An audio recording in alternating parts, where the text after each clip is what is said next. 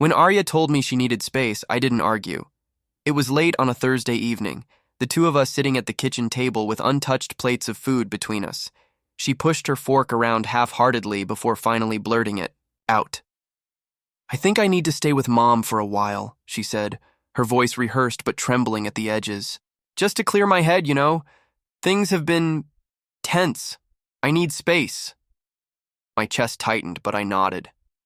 We had been married 5 years, and though things weren't perfect, I believed in giving her the benefit of the doubt. Couples hit. Rough patches, I told myself. Maybe she really did need time. "Okay," I said carefully, "if that's what you need." She smiled weakly, kissed my cheek, and promised it was only temporary. That night, she packed a bag, hugged me briefly, and walked out the door. I stood there, convincing myself that this was healthy, that she would come back to me refreshed and ready to fix what was broken. But deep down, something felt off. The first few days were quiet. We texted here and there, short updates, nothing meaningful. "Good morning. How's your day?" "I'm fine." She never called, never asked how I was holding up. It was all surface level, just enough to keep me from asking too many questions. Then, on the 5th day, I saw it. I hadn't been looking for anything. I was scrolling casually through social media when her name popped up under recent stories. Out of habit, I clicked, and there it was, Arya poolside, sunglasses on, drink in hand, a bright smile stretched across her face. But she wasn't alone. Beside her, half leaning into the frame, was a man. Shirtless, tanned, his arm draped casually around the back of her chair. The caption read, "Summer vibes strike blessed." My blood went cold. My wife, who had told me she needed space, who claimed she was staying with her mother, was at a pool with another man. And worse, she wasn't even hiding it. I stared at the screen, my heart pounding so loudly I could hear it in my ears. At first, I told myself there had to be an explanation. Maybe he was a friend. Maybe it was harmless. But as I scrolled further, I found more. A boomerang of them clinking glasses. A clip of them splashing each other in the pool. And finally, the one that broke me completely. A selfie of the two of them, cheek to cheek, her smile brighter than I'd seen in months. The man wasn't family. He wasn't just a friend, and she wasn't at her mother's house. She had lied. That night, she texted me as if nothing had happened.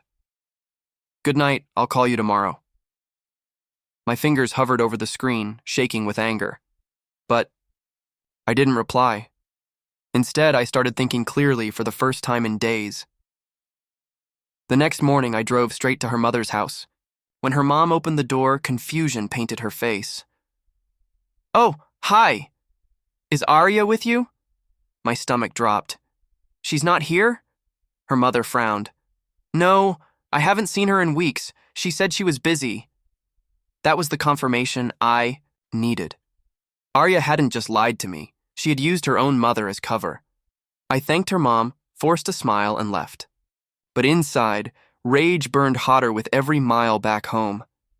By the time I pulled into my driveway, I knew what I had to do. I didn't confront her right away. Instead, I gathered proof.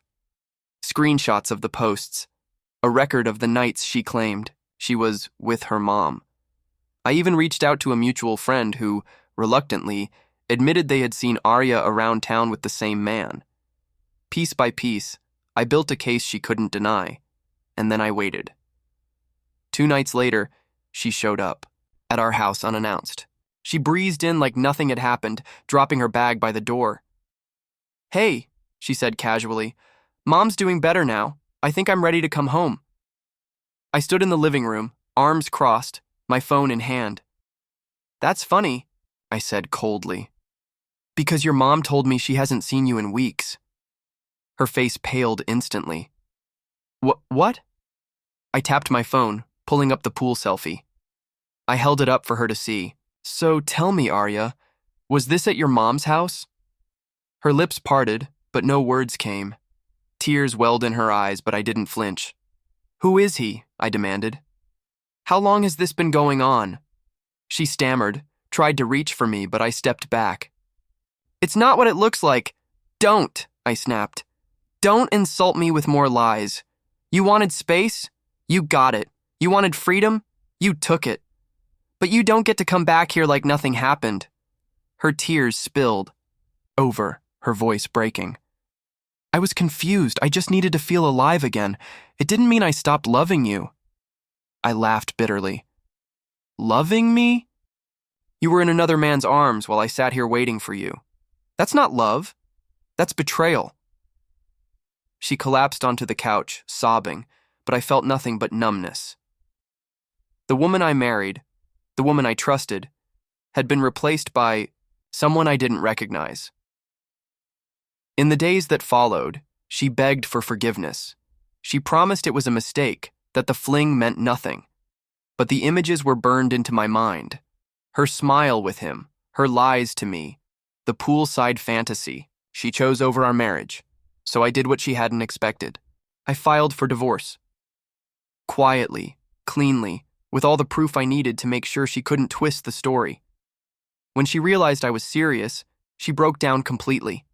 She tried every tactic, anger, tears, even threats. But I stayed firm. Last time we spoke, she asked me coldly, was it really worth throwing away everything we had over one mistake? I looked at her, my voice steady. No. You threw it away the moment you lied. I'm just the one choosing not to live in your lie anymore. And with that, I walked away, leaving her to drown in the pool of her own choices.